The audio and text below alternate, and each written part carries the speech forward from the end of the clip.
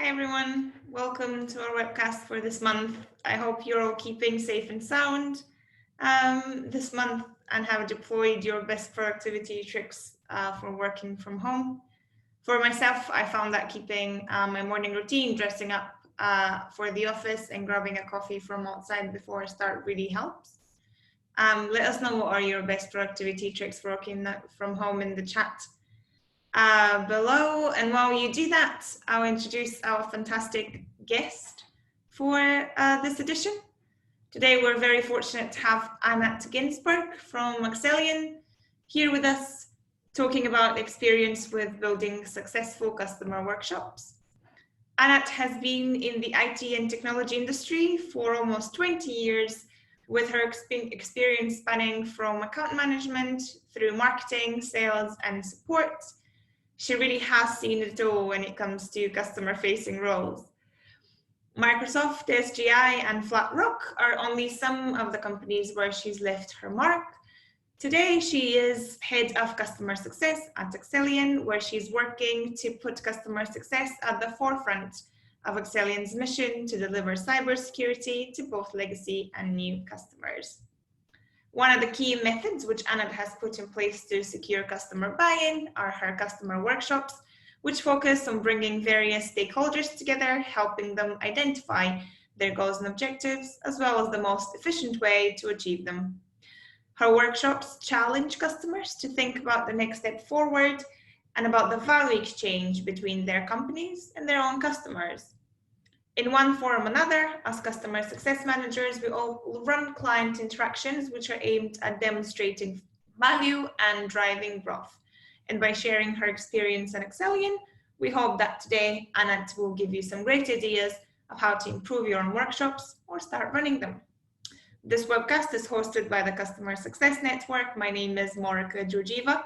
I'm your host, a member of the Customer Success Network and the customer success team at Primitive, the data management platform for publishers. As usual, we want to be as interactive as possible. The veterans amongst you know that we'll be pausing twice in the middle and towards the end of the webcast to ask questions. So just post them in the Q&A or the chat box and we'll answer them whenever we get to the pauses. We're live streaming in our workplace community, so you'll be able to see the webcast there in future. As always, we'll be sharing the slides and any resources that Anat is showing you so that you can continue the conversation there. This is it from me. Anat, over to you. Thank you so much for joining us today. Thanks, Morika, and hi, everyone. I hope everyone is feeling okay under this weather. And are enjoying also being at home and working from your own desk.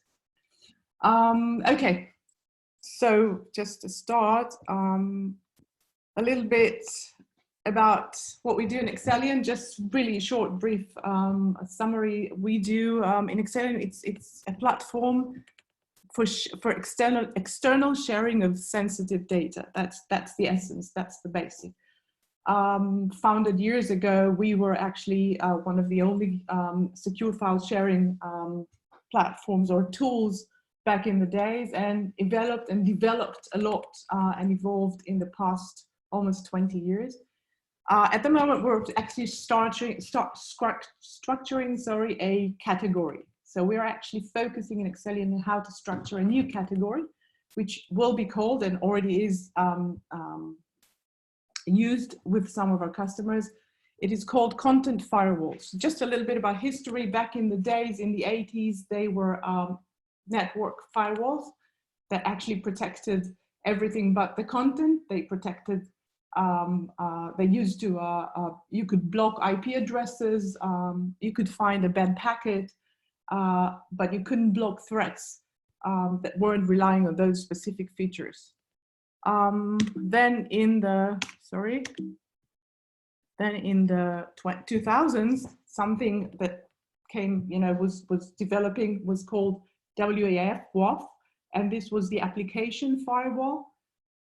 So that started when the internet started taking off, and we were all started to be exposed to our applications and to expose our applications to the outside world. And this is when the industry developed the WAF.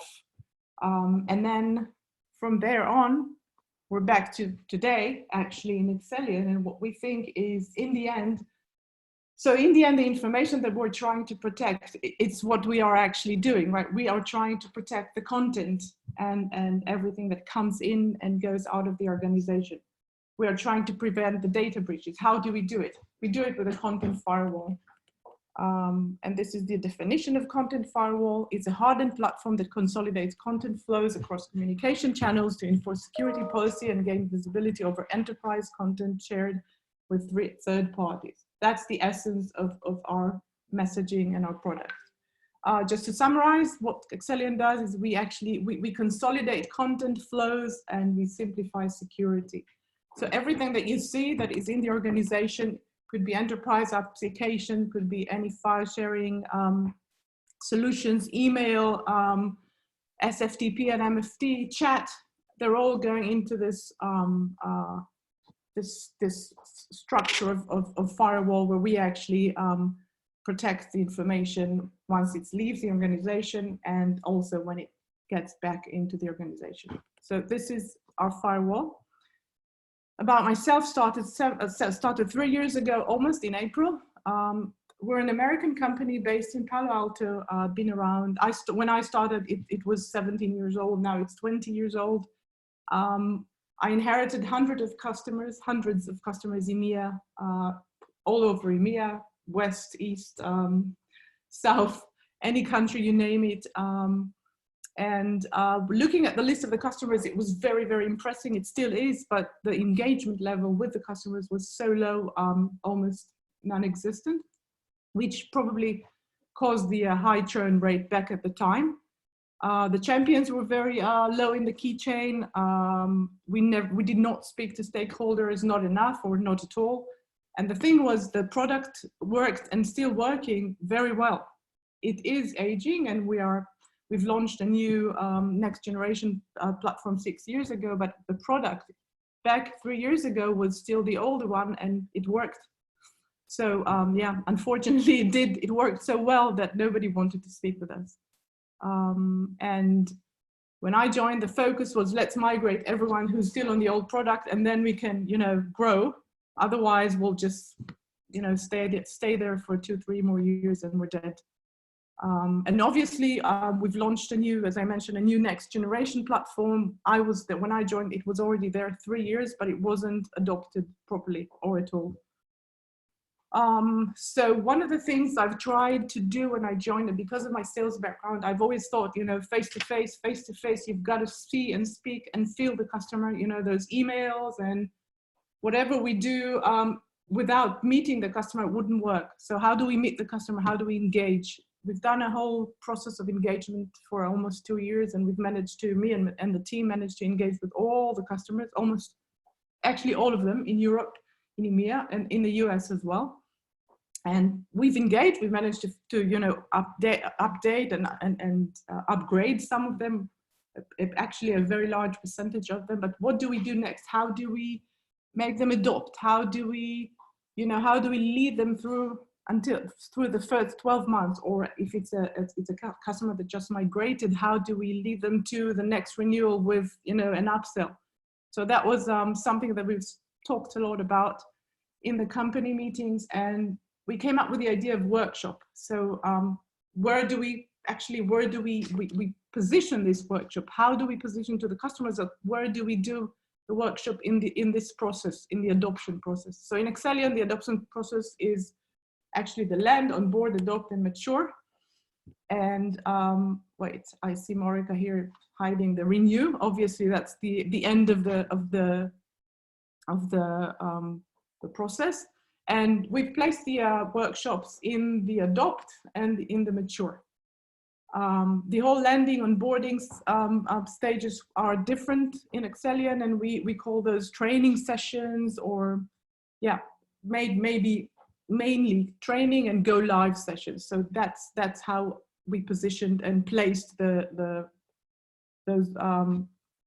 workshops inside Excellion. So what is a workshop?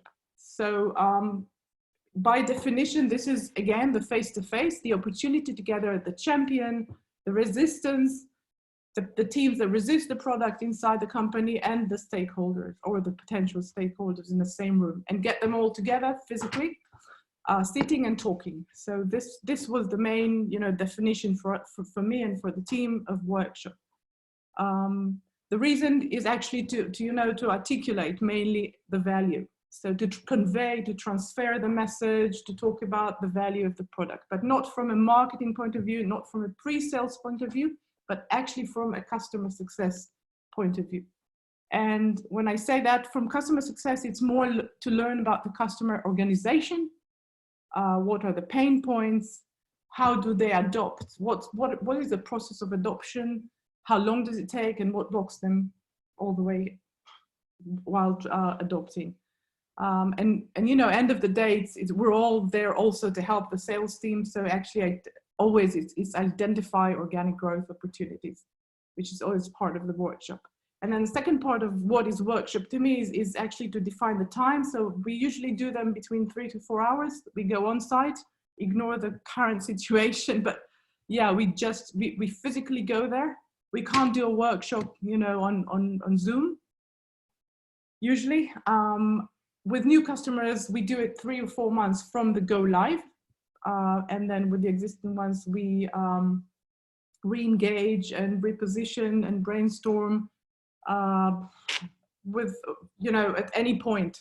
It doesn't have to be the 3 or 4 months. It could be 6 months. This is an existing one, could be 8 years using the system. So the workshop, you know, time doesn't really matter. And we insist to have participants from customer who are at exec levels. We insist, and we usually, you know, are successful, but this is something that is really important to emphasize in front of the customers. We always invite the product and the infrastructure teams and also security teams, because our product is a security product, and the line of businesses.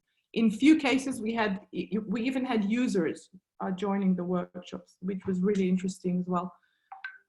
From our side, we always come as a team. So it's me, it's one of the engineers from my team, and if possible, someone from the management. And basically, it's really important to transfer and transmit. There is a clear agenda. We have a clear agenda. For us, for Excellion, it's the automation, it's the workflows. For any other company, it would be a different one, but it has to be very clear when you are sending out an invitation to those customers. So what are the ingredients? That's more general, but I really think it's important. Sorry to interrupt you, Anat. I'm sure that we'd like to find out exactly how many of our viewers today are running similar workshops and how efficient they are. Yeah. And I think that would be super exciting for me and you to discuss as well. Guys, everyone who's tuning in, I'm going to be launching 2 polls. The first one will be whether you're running customer workshops similarly to how Anat is running them, or in another form. You're going to see the poll in front of you, so go ahead and just vote, and we'll give you some time to answer. And the poll is giving super exciting results. I think, Anat, you'll be excited to find out that we have between 70 and 80% of the viewers that are with us today appear to be running customer workshops in some form. Do you find that? Have you been running similar workshops in previous businesses, or is Excellion the kind of first time when you've tried such a technique? Yeah, for me, it's the first time in Excellion. Yeah, I haven't done it before. So it's a learning curve. Definitely. It sounds to be like it's a learning curve for our viewers as well. Most of them have, some of them haven't. That's super exciting. So I'm going to go ahead and share the results so that everyone can see them. And then we also have another poll in. So give me just 1 second.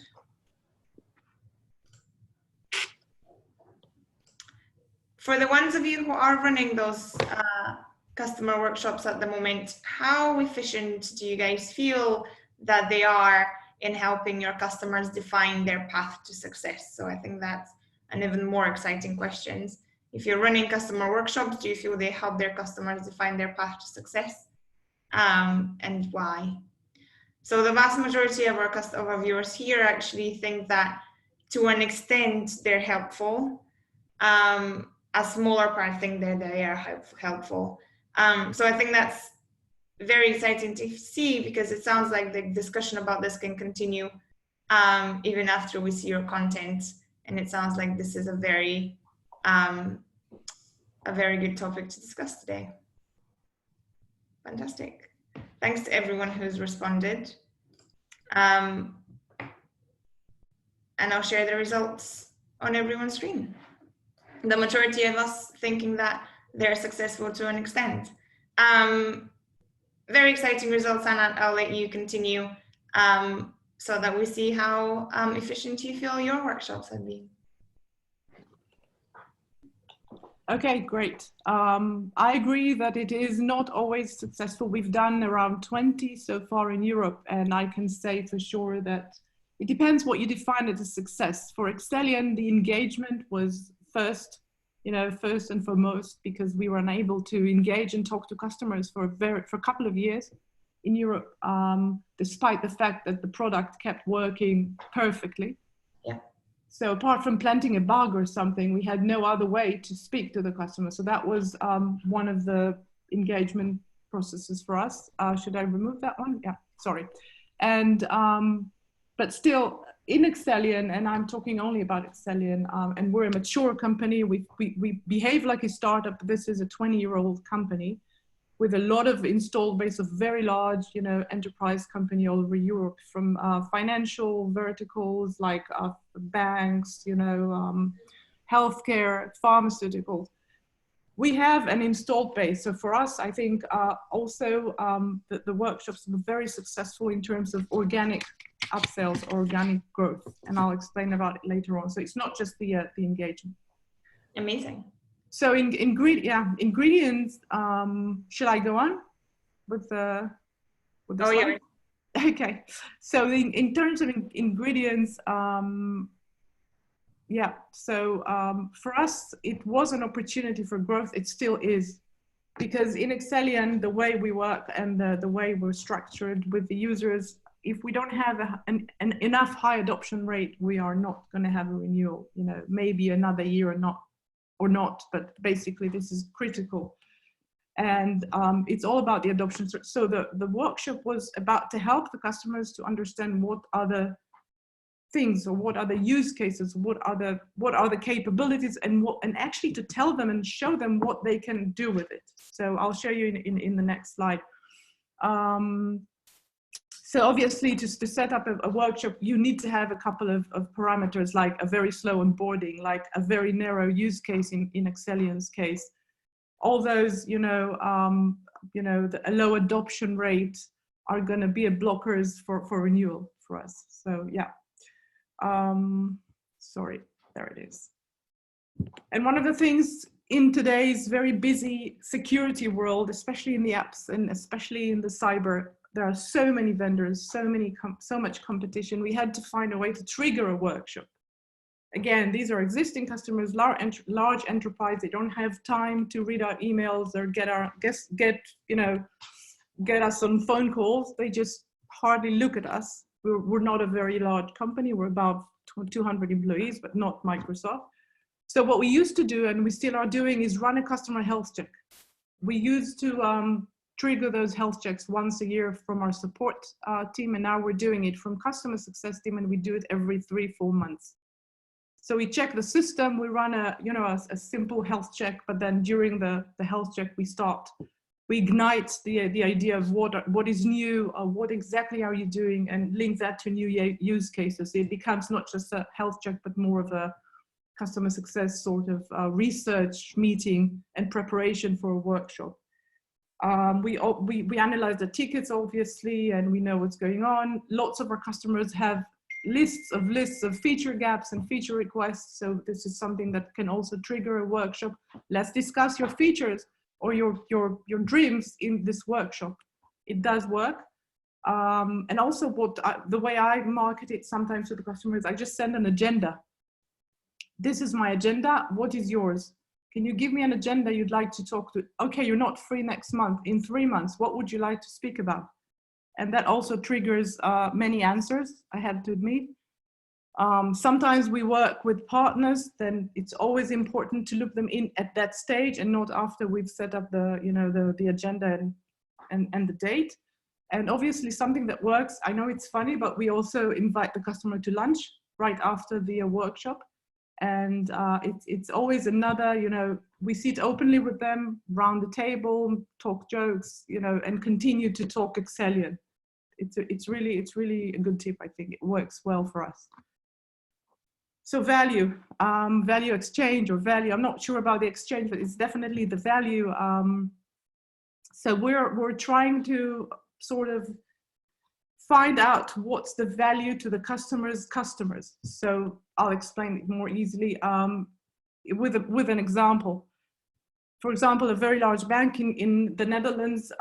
So the users use the bank brokers in order to upload to their systems the scheme requests and the mortgage schemes. And then those are very, you know, sensitive mortgage schemes. It's a very sensitive information. It's being transferred via our systems to the bank. And this is some kind of a loop where the banks, you know, the bank's customers are actually those people who want the mortgage, and then the brokers who serve the bank, and we're in between. So we're looping, you know, the customer's users and the customer itself. So what's the value to both of them? This is how I explain. I hope I explained it well. And then during the workshop, we map the value and the value exchange, what we call value exchange, with a specific set of questions. I didn't want to specify those because we've got lists of them, and we tailor them to each workshop and to each customer. That's just an example of how we divide those questions, or how we build the, you know, the research, the value research in the workshop. So we present a use case, or by talking first of all about the risk, and then we present what's the existing solution to that specific risk. And then we started, you know, listing those components in our product. For example, here is an ATP scan. If someone from security is on the call, would probably understand what it is. And we are showing what we can do. And each of those bullet lines, secure emails, secure folders, ATP integration, are actually parts of our product. And in the end, we show a live demo, which is crazy important. This is a discovery from the last 4 workshops we've done in Europe. When you show it live, you show exactly what you've just talked about and brainstormed about, it clicks. So they see how it works, and not just how the product works, but what's the specific, again, the specific solution or the specific challenge they've talked about, and how it's solved right in front of their eyes. So this is something that really works for us. Yeah. And it's a good time to stop for questions. I have that a few of our viewers are already sending questions in the chat box. So Great. Shall we take a 5-minute break and see what questions you would like to ask Anat on her presentation up until now? Thank you so much for that insightful content. I myself have also had to go off camera. It's the joys of having a whole industry working from home and not enjoying a fantastic internet connection. But I'll start with the questions that are already posted. The first one is, at the start you mentioned that Accellion had a very good product to begin with. Why did they need to establish a customer success team? Because we had a high churn, and you know, some of the definition for customer success is reduced churn. They were looking to reduce the churn, and I was hired as the first customer success 3 years ago. Okay. How much has the team grown since then, Anat? We are today, since we're in here, we're 4, me and 3 more engineers, and in the US we're much larger. We're about 11, including the customer success engineers. We're a 200 people company, 230. So yeah. That's super exciting. We have another question here from Pinaki. Do you have any workshops introduced before implementation or during implementation? And if not, why? So we don't, I don't believe in the workshop being effective if you do it in the implementation. So I've shown it in, I'll send it everyone who wants to see the slides after the webinar. But we, in the process from the landing to the onboarding, we run a couple of training sessions with the customers. And this is sometimes in the beginning of the implementation, in the middle, and at the end. So a 3-hour, workshop sitting all together wouldn't fit at the implementation side. I think the customers don't even know the product yet. They're not using it. So it's not the ideal environment for a workshop. Okay, we have one more question coming in. Do you cover all areas of the product in the training then? Yes, we do. We do a training. We have one product, but it's extremely complicated and very easy to use, but very easy to implement, but to train on, and especially for end users. So we have a training session at the beginning and at the end of the implementation session. And can you remind me the question again, Morika? I lost it for a minute. Yeah. Do you cover all aspects of the product in the training sessions then? So yes, we do. We do cover all the aspects during the whole onboarding phase, from the kickoff to the rollout. We have 3 training sessions at least, and sometimes we train, on site if we're needed, and sometimes, a lot. We do a lot online. And then we do the workshop about 3-4 months after the rollout or the go live phase, which is the end of implementation and the end of the whole process of the onboarding. Got it. Another question here we've got from Tom. Thank you for tuning in, Tom. What's the minimum ARR to hold the workshop, and do you estimate the churn risk? So the minimum ARR for a workshop would be between 100K to, from 100K, sorry. From 100K, we've done it twice in EMEA so far. We also did a workshop for smaller accounts around 80K, 50K. But that was because there was a very low adoption rate and very, very high potential. These were banks, and we thought that for banks, it's worth the investment of money and time. And it ended up with a very good organic growth. So yes, sometimes you need to look at the the value at the dollar value, definitely, but not just 100% count just on the dollar value, of course. No, that makes total sense. And just another detail related to that, do you have an idea of the cost of the workshop? It's a good question. I'm supposed to, I don't know. I do have, we have that internally. We had a couple of internal meetings, and I don't know if I can say, but it depends. It really depends if I am taking 1 or 2 engineers with me. It's funny enough, it depends how many people I have in the workshops. If I have 20, that's 20 people we take out for lunch. It varies, but I can check and send those numbers later on. Cool. I think those are the questions that we have for now. Oh no, one more and we'll move on. We've got, do you drive workshops from a use case perspective? So would you have a different one for every use case that the customers has? So no, we do, and I'll show you later. What we do is that's why we do it for 3 hours. We try to talk about at least 4 use cases in the same workshop and not just one.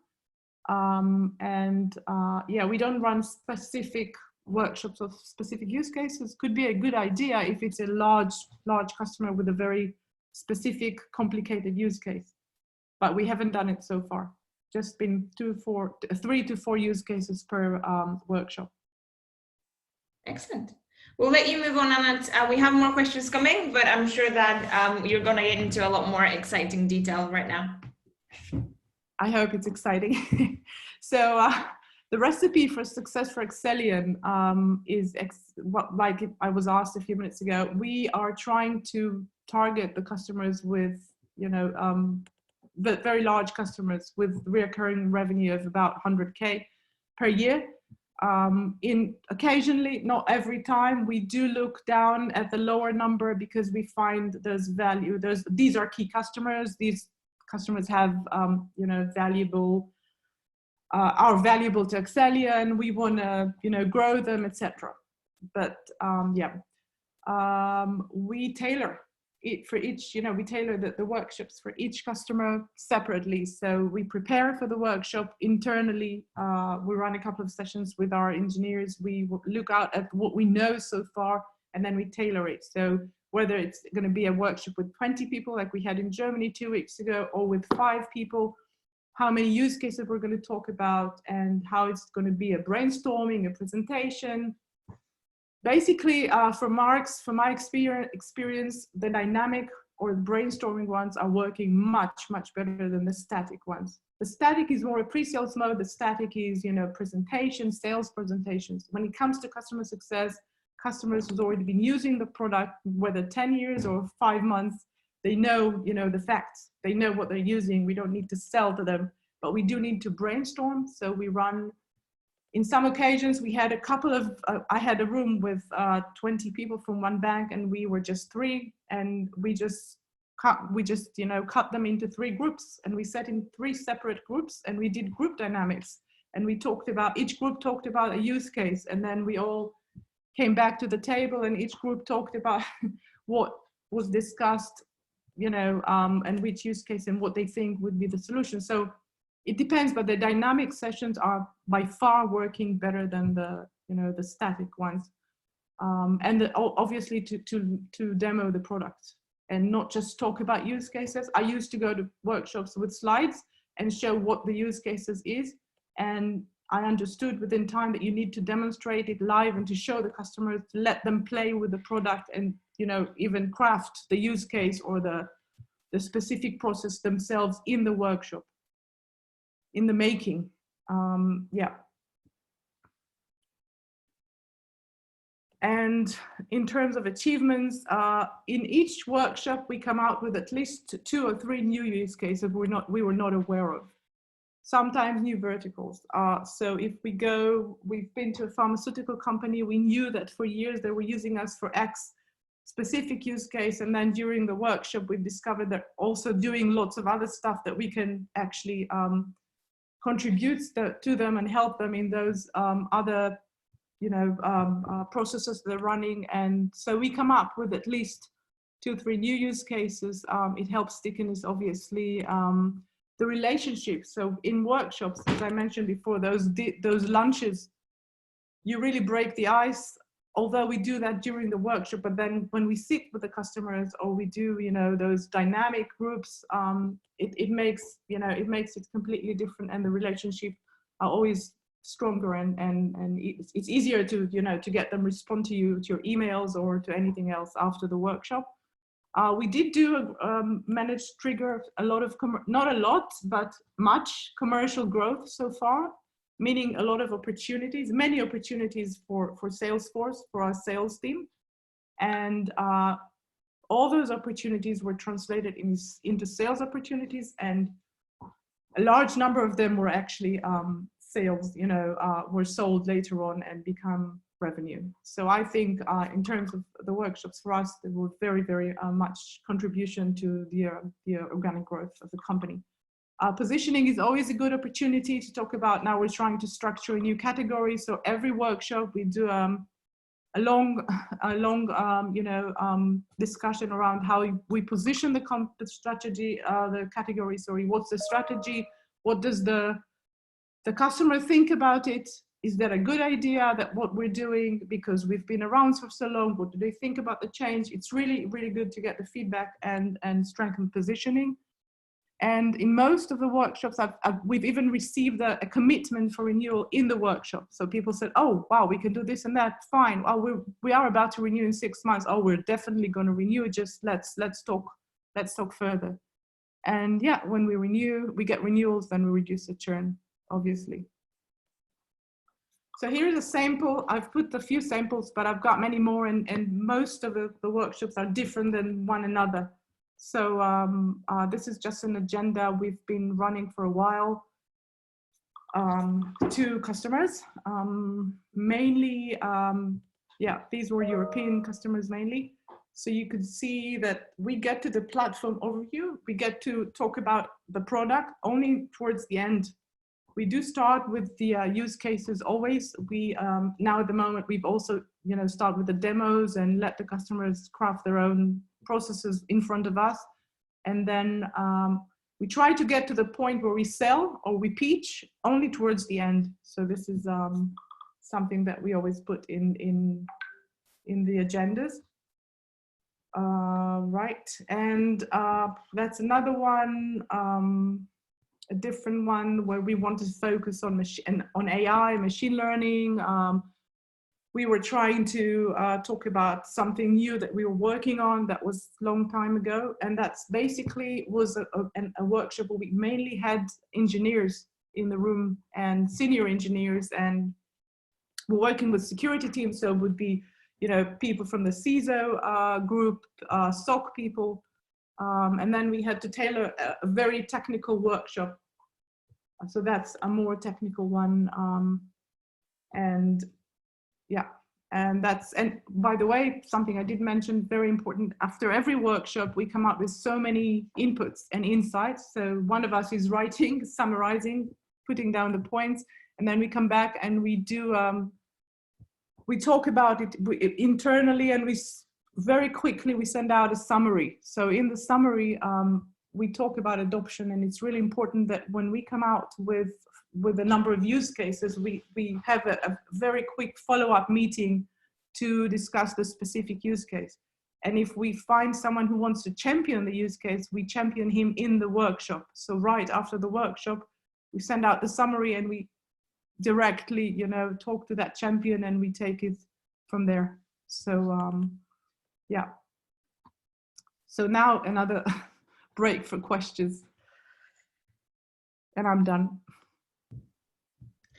That was amazing, Anna. Thank you so much. I think there's just a ton of value in there. I think specifically the sample agendas at the end were very useful.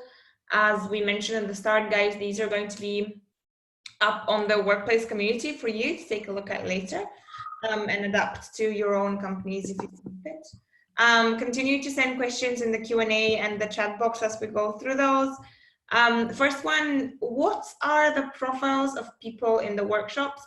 Are there any that you would not recommend? I would recommend to invite the competition, or we call them the resistance, the people who resist the product, the people who are against it and are pushing another solution instead. So that is something I would do. It's really important to invite them, and they sometimes try to ruin the workshop, but we've learned how to tackle that and how to make them, you know, love the product in the end. But it is important to invite people who object.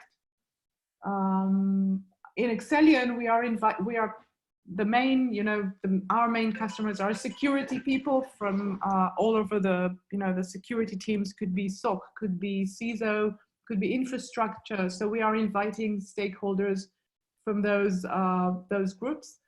I think it's important to invite the users. So we did have an occasion, only one, unfortunately, in one of the banks that we had the users. So the users were a statistics team, which is very large in that bank, and they've come over. Some of the project managers came to listen because they wanted to tell us what they need. So we ended up with a new use case and an explanation from the users how they use it. So we've learned a lot of what's the usage. So that's also invite users if you can, if you know who the users are, or you just suggest the people that you invite to invite their users. It's very insightful. Great. Another question, what criteria would you use to choose an appropriate use case? Before the workshop, or what do you mean before the workshop, you're asking, I guess. Yes, it's before. Yeah, in Excellion, since those are all users, we know the use case already. The criteria it has to be a use case out of many use cases, probably, that is going to help us sell more, is going to help us expand. So it has to be something with potential to sell, you know, in the end, to create some organic growth for the sales team. So that's a criteria that we're always using when we're looking at a couple of, you know, use cases and choosing one or two or three of them. Another question, have you faced cases where after a number of workshops, the users are just still not up to mark? And if yes, how did you handle those cases? So we haven't, I have to admit, all the workshops we've done, 20 in Europe so far, we started about a year ago, always created growth opportunities or engagement opportunities. There was always a follow-up or follow-ups. So I haven't encountered a situation where it didn't work. And luckily, I don't have an answer to this one, I'm sorry. No, that's a good thing. I think it just shows that everyone should kind of think about putting that in their own company. And that success is remarkable. How do you report about it to the company, to your own company? How do you talk about the success that you've done so that people are aware of what you've achieved?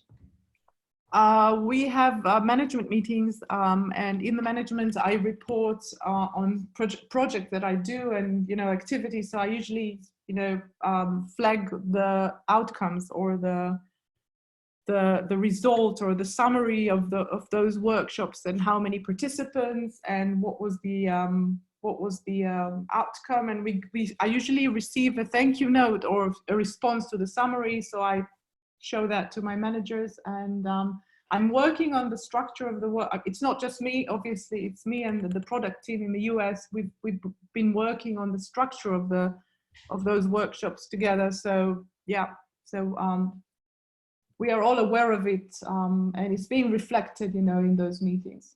Mm-hmm. Would you adapt the structure of those workshops to customers who are at risk of churn, and how would you change it? Can you say it again? Sorry.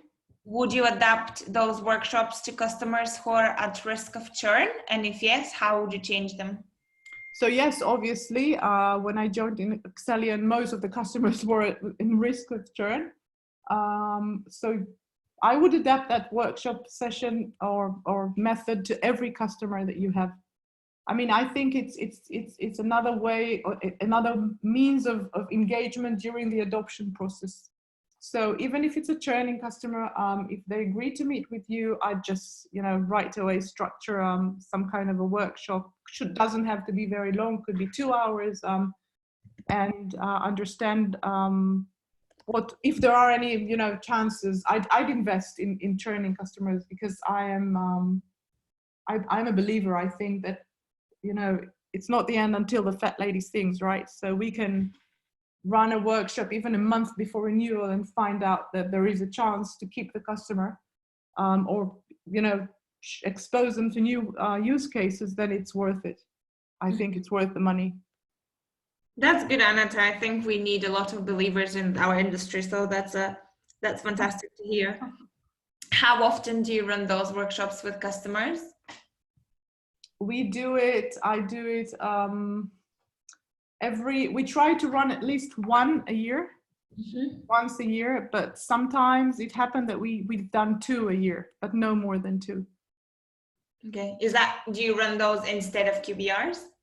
We don't run QBRs in Excellion. We decided it's not, customers are getting scared when they see the word QBR, so we've used other words, it didn't work. So yes, we do that instead of QBR, but then we run the health checks in parallel. We run different, you know, we do other stuff with the customers. So yeah, it's not instead of QBR, but it's as an addition to other, you know, activities we do with the customers. And one final question, how do we ensure that the commitments from customers that you've solicited in the workshop are followed upon? So we, me and the team, we do a follow-up to every point or every use case or every discussion we have had in the workshop.